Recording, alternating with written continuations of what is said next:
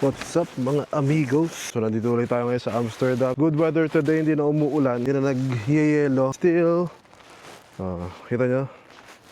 May mga ice pa rin sa paligid. Yellow pa din. Today is Sunday. And pag Sunday, nakakonti tayo. Siyempre, free ang parking. I mean, may mga area na libre yung parking, may mga area na hindi libre yung parking. That's why dito tayo nakapark sa area na to. Mapakita ko na rin sa inyo. Ayan, yung area na yan. Free dyan, free ang parking dito sa area na. Ayan o, ganyan. Pag Sunday, free, gratis parking. Pero hindi sa lahat ng ano. Makikita pala doon sa panel nung bayaran kung free yung area. So now, ayun o, may bagong tip tayo. Aside from doon sa pinakita sa akin ni ate na hindi ko alam kung sa app yun or sa website nila.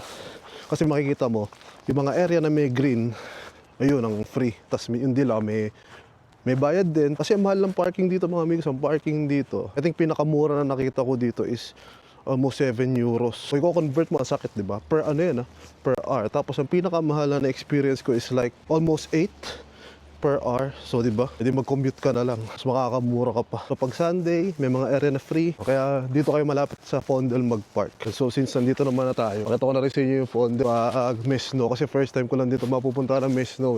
Yan na, ang entrance ni Fondel Park.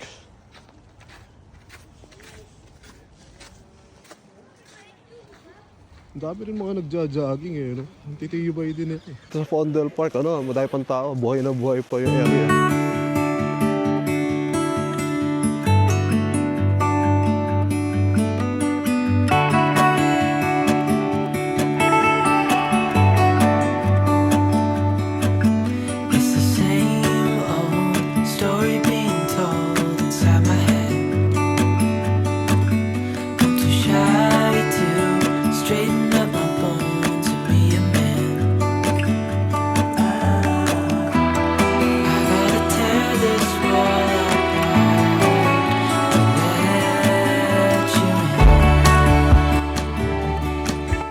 Malamig kaya to?